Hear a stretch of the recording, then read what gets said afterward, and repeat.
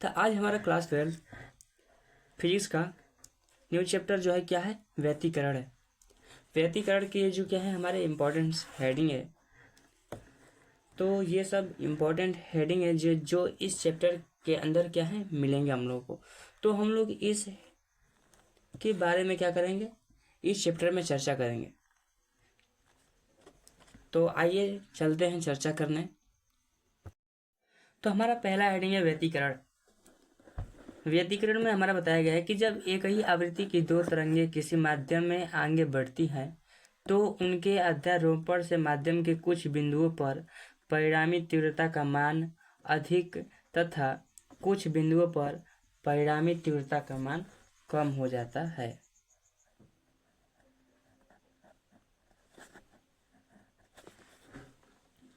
ठीक है, कम हो जाता है।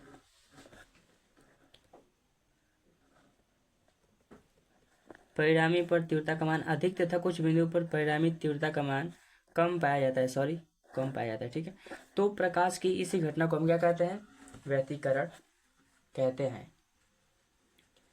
क्लियरली आप लोग को अच्छे से क्लियर हो गया होगा कि जब एक ही आवृत्ति की दो तरंगें किसी माध्यम में आगे बढ़ती हैं तो उनके अध्यारोपण से माध्यम के कुछ बिंदुओं पर परिणामी तीव्रता का मान अधिक तथा कुछ बिंदुओं पर परिणामी तीव्रता का मान कम पाया जाता है। तो प्रकाश की इसी घटना को हम क्या कहते हैं, व्यतिकरण कहते हैं। सिंपल सी बात समझिए, देखिए यहाँ पे ये हमारा क्या है, एक तरंग है y1 = a1 sin omega t है, राइट। और ये हमारा क्या है, तरंग दूसरा है जो y2 = a2 sin omega T plus phi है। अब इन दोनों को मतलब क्या कह रहा है कि जब एक ही आवृत्ति की दो तरंगें किसी माध्यम में आगे बढ़ती हैं, यहाँ पे दोनों को हम लोग एक ही माध्यम में क्या करते हैं, आगे बढ़ाते हैं। तो यहाँ पे क्या होती है, उनके अध्यारोपण से ये दोनों क्या हो जाएंगे, अध्यारोपण होगा इन लोगों का। तो होगा क्या, क्योंकि आप जानते हैं y = क्या होता है, तो इनके अध्यारोपण से कुछ बिंदु पर तीव्रता का मान क्या होगा, अधिक तथा कुछ बिंदुओं पर तीव्रता का मान, परिणामी तीव्रता का मान क्या होता है, कम पाया जाता है। इसलिए मतलब इसी घटना को हम क्या कहते हैं, प्रकाश की इसी घटना को हम व्यतिकरण कहते हैं। तो आप लोग समझ चुके होंगे इसको। तो इसकी हम देखिए अब भी बताते हैं आप लोग। तो देखिए यहाँ पे हमारा y = a1 sin omega T plus a2 sin omega T plus phi है। तो y = a1 sin omega T plus a2 sin omega t cos phi plus cos omega T into sine phi. यहाँ पे देख रहे हैं sine A plus B का क्या है, हमारा सूत्र बन रहा है। तो इसलिए हम लोग को मतलब इसी पे तोड़े हैं। तो sine A plus cos A, sorry sine A into cos A plus, sorry यहाँ बच्चे देखिए, sine A into cos B plus cos A into sine B. तो y = a1 sin omega T plus a2 sin omega T plus cos phi, sorry यहाँ पे into है, ठीक है, ये ओमेगा टी है, और प्लस a2 कॉस क्या है आपका, cos omega T into sine phi. तो y = देखिए यहाँ पे हम लोग क्या कर रहे हैं, साइन ओमेगा टी हम लोग क्या किए हैं, यहाँ पे कॉमन लिए हैं इसमें से और इसमें से, है ना। और इसको हम लोग ऐसे ही क्या किए हैं, छोड़ दिए हैं। तो यहाँ पे हमारा a1 + a2 cos phi = r cos theta होता है। तो ये क्वेश्चन हमारा कितना हुआ, 4, ये सेकेंड थर्ड हुआ, ये फर्स्ट सेकंड इन लोगों को मान लिया गया है, ठीक है, ऊपर वालों को। तो यहाँ पे a1 + a2 cos phi = r cos theta, यहाँ पे हम लोग क्या किए हैं, पुटअप किए हैं, यानी माने हैं यहाँ पे। और a2 sin theta = r sin theta, sorry यहाँ पे साइन फाई है, sine phi = r sin theta, ये क्वेश्चन 5 है। तो हम लोगों ने यहाँ पे क्या किया, y = sin omega T into r cos theta. यहाँ पे आप देख सकते हैं कि यहाँ पे a1 + a2 cos फाई = हम क्या किए हैं, r cos थीटा। तो यहाँ पे इसका मान हम लोग पुटअप किए हैं, तो r cos थीटा आया है। प्लस यहाँ पे हम लोग माना है a2 sin phi = r sin theta. तो हमने यहाँ पे पुटअप कर दिया, ठीक है। कॉस ओमेगा टी ये ऐसा ही है, बस r sin थीटा को हमने यहाँ पे पुटअप किया है।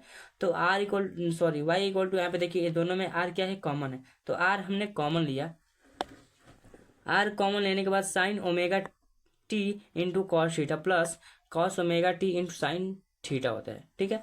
तो यहाँ पे देखिए sine A into cos B plus cos A into sine B होता है, यानी हमारा फिर से सूत्र बनता है। इसको हम लोग लिख सकते हैं ऐसे ही। नहीं समझ में आया आप लोग को? अभी दिखाते हैं, रुकिए जी, मैं आपको बिल्कुल बता दूं। यहाँ पे देखिए y इक्वल टू साइन है, sine omega T into r cos theta है, ठीक है, plus r cos sine theta into cos omega t है। यहाँ पे देख सकते हैं आप y इक्वल टू, दोनों में r क्या है, कॉमन है, तो हमने r को कॉमन ले लिया, तो sine omega T into cos theta plus cos omega T into sine theta हुआ। तो y equal to r sine theta, bracket में आप ये देख रहे हैं ओमेगा प्लस थीटा, ये देख सकते हैं कि आप लोगों को सूत्र बन रहा है कौन वाला, साइन ए प्लस बी वाला। तो sine A into cos B plus cos A into sine B को हम क्या लिख सकते हैं, साइन ए प्लस बी। तो सिंपल सी बात है, ये हम लोग को लिख दिया। समीकरण 4 और 5 को क्या करना है, वर्ग करके जोड़ने पर। देखिए हम यहाँ पे हमारा दिया है समीकरण 4 व 5 को वर्ग करके जोड़ने पर। यह समीकरण हमारा क्या है, 4 है, और ये समीकरण 5 है। तो इन दोनों का वर्ग करके हम लोग क्या किए हैं, ऐड किए हैं। तो a1 plus a2 cos phi का होल स्क्वायर है, प्लस a2 साइन फाइव का whole square equal to R cos theta का whole square plus R sine theta का होल स्क्वायर। सिंपल सी बात है। देखिए यहाँ पे आर, यहाँ पे क्या होगा, हमारा स्क्वायर हुआ, राइट है, ये वाला है, ठीक है। इसको हम लोग क्या किया, पक्षांतर करके ऐसे लिखे हैं। तो आर स्क्वायर दोनों से कॉमन है, तो कॉमन है तो कॉमन लिया जाएगा। तो आर स्क्वायर ब्रैकेट में साइन के square, sign square theta plus cos square theta. क्योंकि आप जानते हैं अच्छे से, आप लोग अच्छे से पढ़ चुके हैं कि sine square theta plus cos square theta equal to क्या होता है, 1 होता है। इसलिए हम लोग यहाँ पे पुटअप मान, इसका मान पुटअप 1 कर देंगे, और इक्वल टू, अब इसका हम लोग क्या करते हैं, इसको हम लोग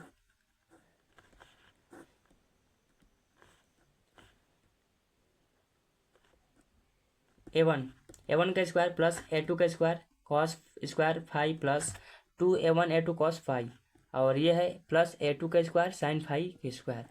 तो यहाँ पे देखिए इसमें से कुछ अच्छे से समझ में आएगा।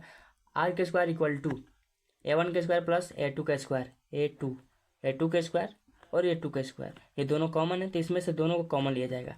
तो हमने कॉमन लिया तो क्या हुआ, यहाँ पे देखिए अच्छे से,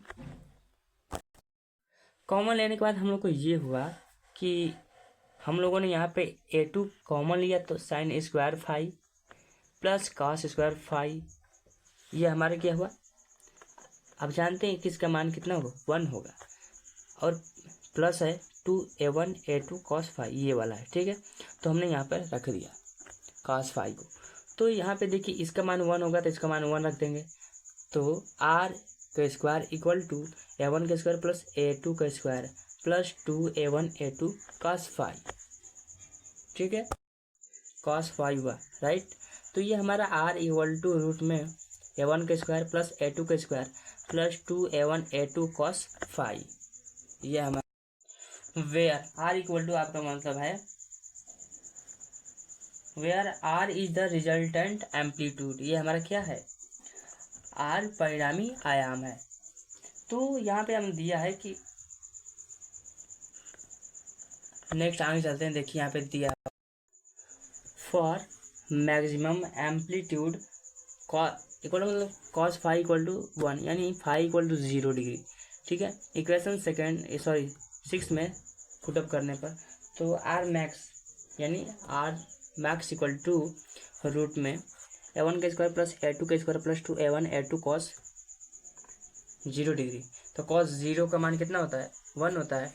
तो वही हमने बताया आपको कि फॉर मैक्सिमम एम्पलीट्यूड, ये हमारा क्या है, मैक्सिमम एम्पलीट्यूड है। तो मैक्सिमम एम्पलीट्यूड के लिए हम लोग क्या करेंगे, रूट में a1 का स्क्वायर प्लस a2 का square plus 2a1 a2। Simple सी बात है कि आप जानते हैं कि a1 का स्क्वायर प्लस a2 का स्क्वायर प्लस 2a1 a2, ये क्या है, हमारा a1 प्लस a2 का होल स्क्वायर। तो इसमें से हमारा क्या होगा, आर मैक्सिमम यानी max equal to a1 plus a2 equal to a max. इसे हम क्या कहते हैं, एम्पलीट्यूड, मैक्सिमम एम्पलीट्यूड, ठीक है। और हमारा नेक्स्ट है for minimum amplitude cos 5 equal to कितना होगा, -1 होगा। देखिए r minimum equal to root में a1 का स्क्वायर प्लस a2 का square plus 2a1 a2 cos phi. Cos phi का मान आप जानते हैं कि -1 होता है। तो यहाँ पे क्या होगा, a1 का स्क्वायर प्लस a2 का स्क्वायर माइनस 2a1 a2। तो यहाँ पे हो जाएगा आपका r minimum equal to root में a1 माइनस a2 का होल स्क्वायर। तो इसमें से हमारा क्या होगा, a1 माइनस a2 बाहर निकल जाएगा। तो ये हमारा क्या है, इसे हम क्या करते हैं, सिमिलरिटी करते हैं। तो ये होगा, ठीक है, आर मिनिमम या फिर ए मिनिमम, सिंपल सी बात है। This is known as interference. We know because we know that, I mean हम जानते हैं कि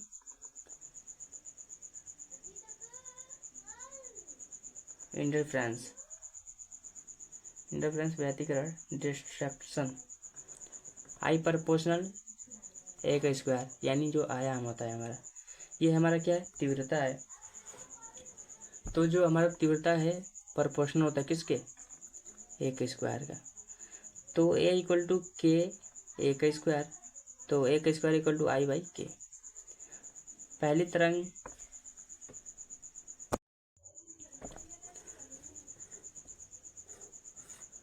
तरंग की तीव्रता I1 इक्वल टू K1 के स्क्वायर, अर्थात A1 के square equal to I1 by के।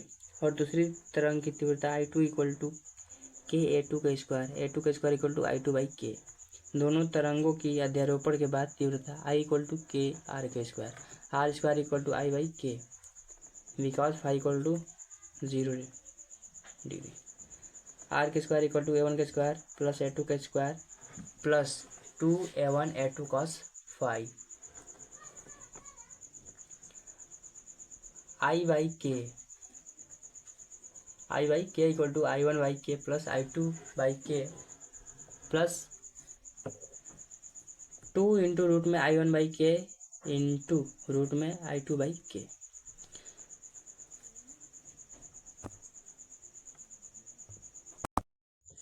तो यहाँ पे देखिए हमारा क्या होगा, इतना आया, राइट।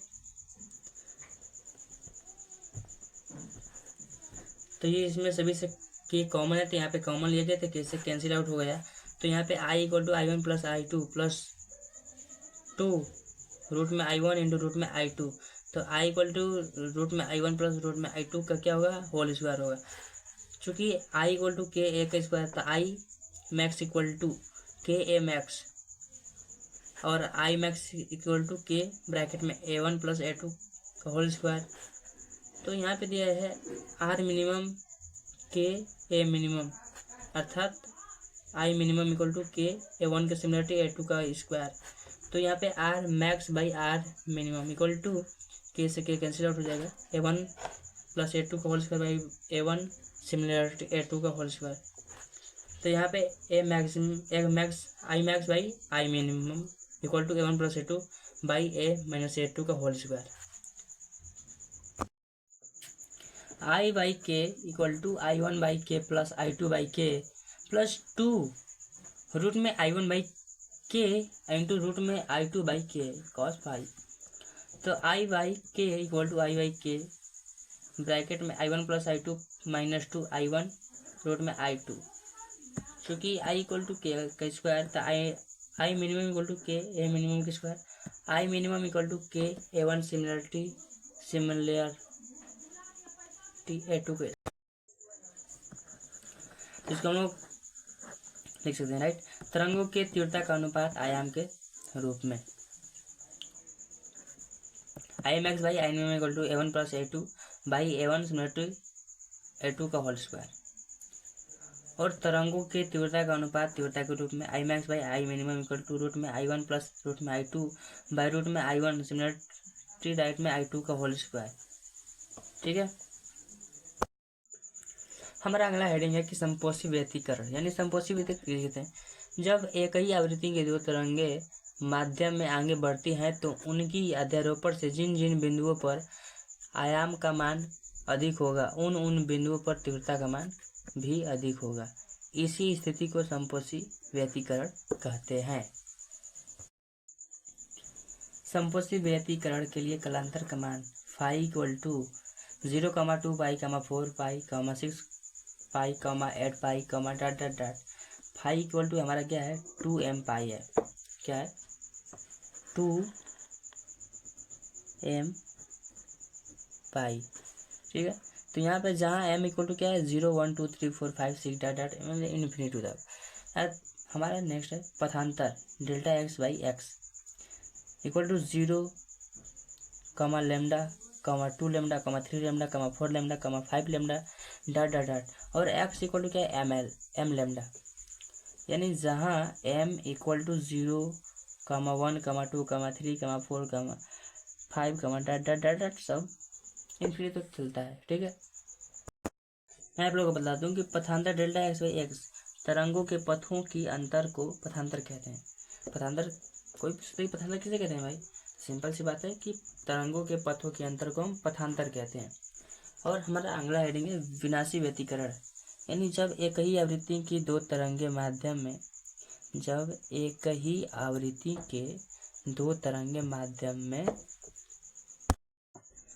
में आगे बढ़ती हैं तो उनकी अध्यारोपण से जिन जिन बिंदुओं पर आयाम का मान कम होगा उन बिंदुओं पर तीव्रता का मान भी कम होगा। इसी स्थिति को विनाशी व्यतिकरण कहते हैं।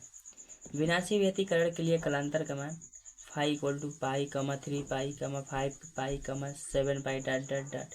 Phi equal to 2m minus 1 into pi, where m equal to 1, 2, 3, 4 dot dot dot. Next हमारा विनाशी व्यतिकरण के लिए पथांतर का मान। तो विनाशी व्यतिकरण के पथांतर का मान पथांतर delta x by x equal to lambda by 2, 3 lambda by 2, 5 lambda by 2, 7 lambda by 2, m equal to 2m minus 1 lambda by 2 या m minus 1 by 2 into lambda, where m equal to 1 by 1, 2, 3। ये हमारा क्या है पथांतर है।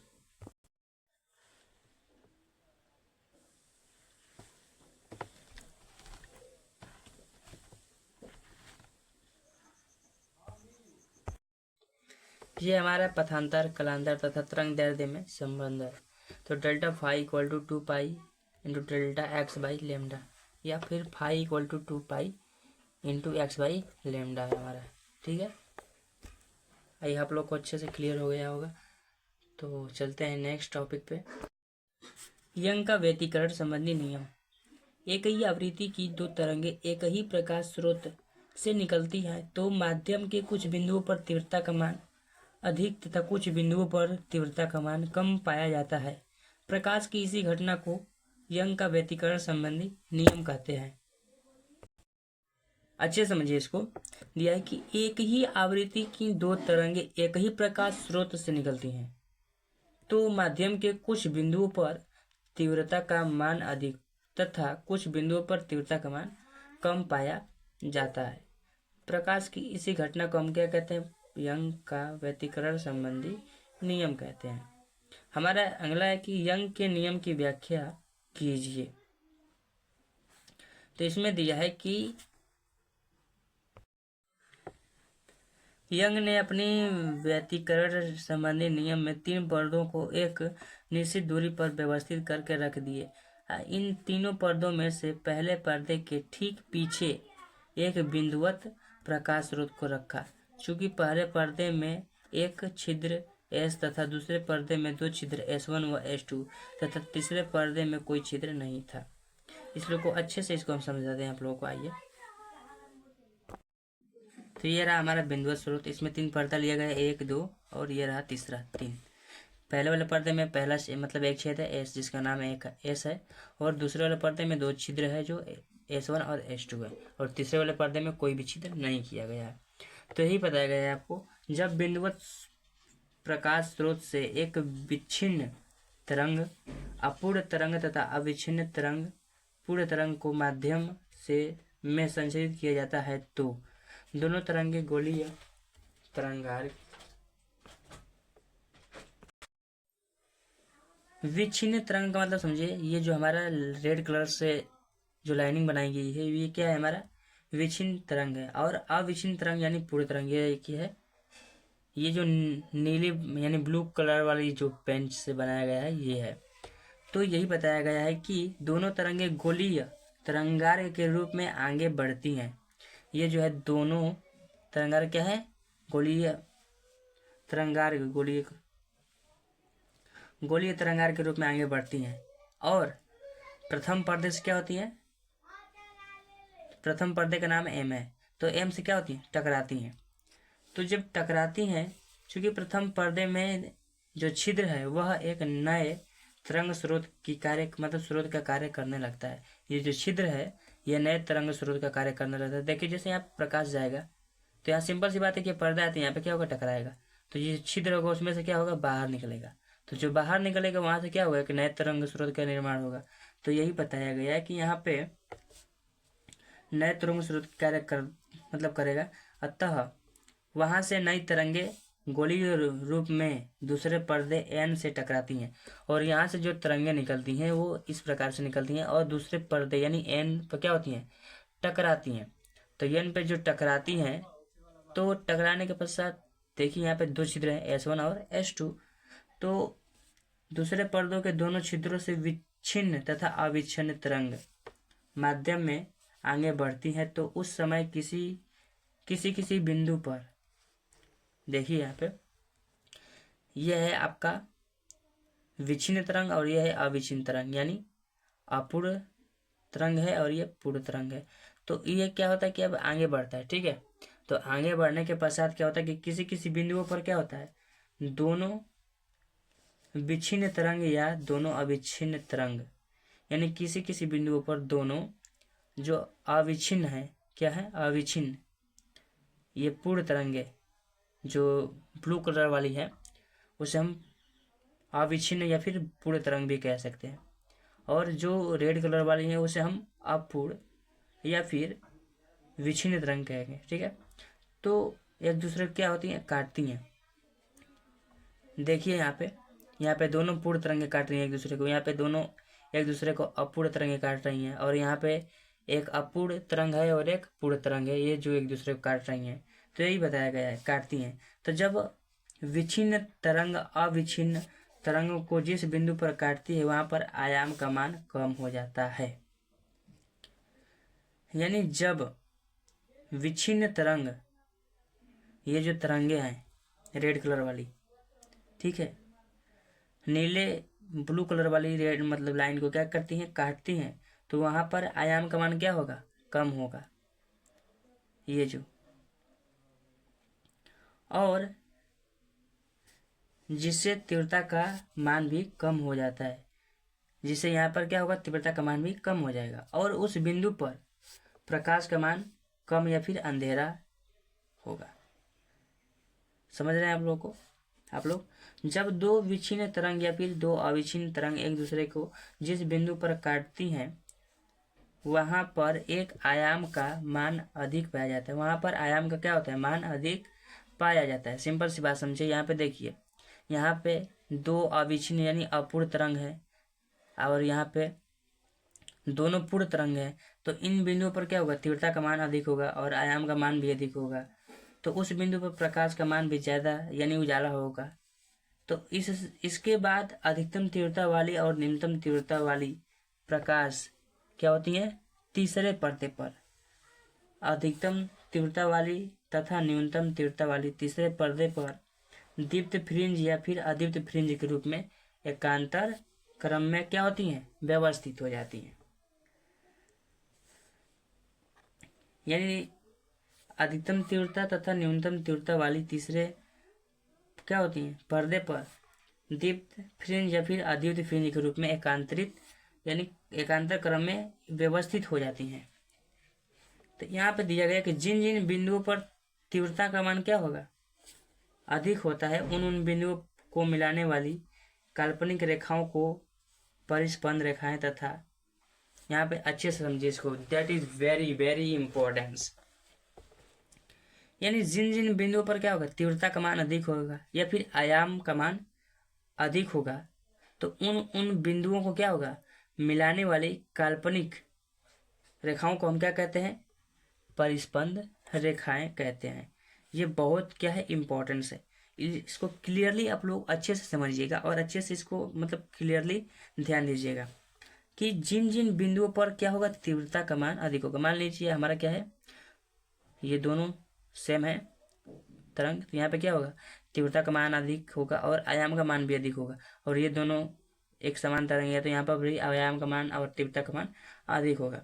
तो बता रहा है कि इन बिंदुओं को, जिन बिंदुओं पर आयाम या फिर तीव्रता का मान क्या होगा, अधिक होता है, उन बिंदुओं को मिलाने वाली काल्पनिक रेखाओं को हम क्या कहते हैं, परिस्पंद रेखाएं। तथा जिन जिन बिंदुओं पर तीव्रता का मान कम होता है, यहाँ पे देखिए, यहाँ पे कम हुआ, यहाँ पे कम हुआ, यहाँ पे कम हुआ, यहाँ पे कम हुआ, तो उन बिंदुओं को मिलाने वाली काल्पनिक रेखाओं को, यानी जिन बिंदुओं पर क्या होगा, हमारा आयाम या फिर तीव्रता का मान क्या होगा, कम होगा, तो उन बिंदुओं को मिलाने वाली काल्पनिक रेखाओं को निस्पंद रेखाएं कहते हैं। क्या कहते हैं, निस्पंद रेखाएं। यानी जिन बिंदुओं पर तीव्रता का मान अधिक है, उन बिंदुओं को मिलाने वाली काल्पनिक रेखाओं को हम क्या कहते हैं, परिस्पंद रेखा। तथा जिन बिंदुओं पर क्या होगा, हमारा आयाम या फिर तीव्रता का मान कम होगा, उन बिंदुओं को मिलाने वाली काल्पनिक रेखाओं को हम निस्पंद रेखाएं कहते हैं। इस प्रकार यंग ने अपना क्या किया, यंग ने अपना व्यतिकरण संबंधी नियम की व्याख्या की। तो हमें आशा है कि आप लोग को अच्छे से क्लियरली समझ में आया होगा। तो चलते हैं नेक्स्ट टॉपिक पे। देखिए यहाँ पे दिया है कि यंग के नियम का प्रयोग करके किसी दीप्त या फिर अदीप्त फ्रिंज की दूरी तथा किसी दीप्त या अदीप्त फ्रिंजों के चौड़ाई के लिए सूत्र का निगमन कीजिए। तो आप लोग को हमने बताया कि क्या हुआ है, जब दूसरी पर्दे से क्या होती है, जो हमारे तरंगे आगे बढ़ती हैं तो हमारे तीसरी पर्दे पर क्या होती हैं, टकराती हैं, जो एकांतर क्रम में क्या होती हैं, व्यवस्थित होती हैं, जो दीप्त या फिर अदीप्त फ्रिंज में के रूप में एकांतर क्रम में व्यवस्थित होती हैं। तो वही पूछ रहा है कि दीप्त या फिर अदीप्त फ्रिंजों की चौड़ाई या फिर दूरी ज्ञात कीजिए, के लिए सूत्र निर्मित कीजिए। तो यहाँ पे देखिए हमारा क्या है, पहला दूसरा, तीसरा, यानी दूसरा पर्दा है और ये तीसरा पर्दा है। तो यहाँ पे हमारा S2 है और ये S1 है, दो छिद्र हुआ। तो यहाँ पे हमने क्या किया कि प्रकाश हो गया, तो इनके बीच की दूरी स्मॉल ली है, ठीक है, और हमने बिंदु P लिया यहाँ पे, ठीक है। तो इन दोनों छिद्रों से जो कोण बन रहा है यहाँ पे देखिए, तो हमने इसको काल्पनिक रेखाओं से मिलाया और इन दोनों के बीच क्या है, हमारा x है। तो यहाँ पे देखिए त्रिभुज S1 और S2 और त्रिभुज S1 S2A तथा त्रिभुज CPO में S1 S2 by S2A equal to CP by OP, D by S2A equal to D by capital D है। इन दोनों पर्दों की जो बीच की दूरी है हमारी कैपिटल D है, तो वही यहाँ पे D हमने लिख लिया और यहाँ पे क्या किया, x। तो यहाँ पे देखिए x का मान निकालना होता है, राइट ना। तो x का मान हमने यहाँ पे निकाल लिया, तो कुछ नहीं करना, यहाँ पे x को केवल लाए हैं, बाकी सबको वैसे मल्टीप्लाई कर दिए हैं।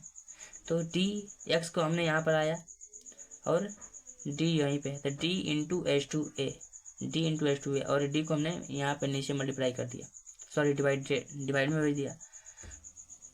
तो यहाँ पे आप लोग समझ सकते हैं, देखिए यहाँ पे दिया है, ये बहुत ये जो यहाँ पे है ना, बहुत छोटा सा दूरी है, बहुत एकदम सूक्ष्म छोटी जी, उसे मान सकते हैं। चूंकि आवश्यकता पड़ने पर CP इक्वल टू क्या CO कर सकते हैं, क्योंकि बिंदु P तथा O के बीच की सूक्ष्म अंतर है, इसलिए दीप्त के लिए दूरी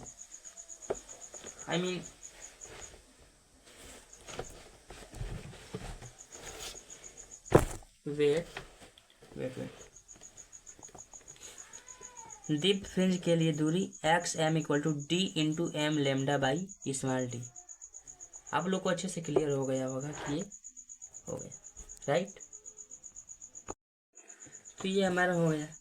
और x m equal to m into capital D into lambda by small d, हाँ। तो x m minus 1/2 equal to D bracket में m minus 1/2 into lambda by small d, और x m minus 1/2 equal to m minus 1/2 d lambda by d. यहाँ पे देखिए फ्रिंजों की चौड़ाई का सूत्र, x m equal to m into d lambda by small d, equation first है। और x m plus 1 equal to m plus 1 into d lambda by d, equation second. यहाँ पे दिया है W equal to x m plus 1 minus x m. यहाँ पे दोनों का मान पुटअप करेंगे तो डब्ल्यू इक्वल टू क्या आएगा हमारा m plus 1 into d lambda by small d minus m d lambda by d. तो यहाँ पे देखिए डब्ल्यू इक्वल टू हम लोग इसको मल्टीप्लाई करेंगे तो m d lambda by d plus capital d lambda by small d minus m capital d lambda by small d. तो ये देखिए माइनस और प्लस है तो इन दोनों से ये कैंसिल आउट हो जाएगा। तो डब्ल्यू इक्वल टू क्या होगा हमारा D lambda by small d. तो आप लोग को अच्छे से क्लियर हो गया होगा। तो मिलते हैं नेक्स्ट वीडियो में, और हमारे वीडियो देखने के लिए थैंक यू। और मेरे चैनल को आप सब्सक्राइब करिए ताकि और भी अच्छे से वीडियो मैं आप लोग को बनाकर सेंड कर सकूं।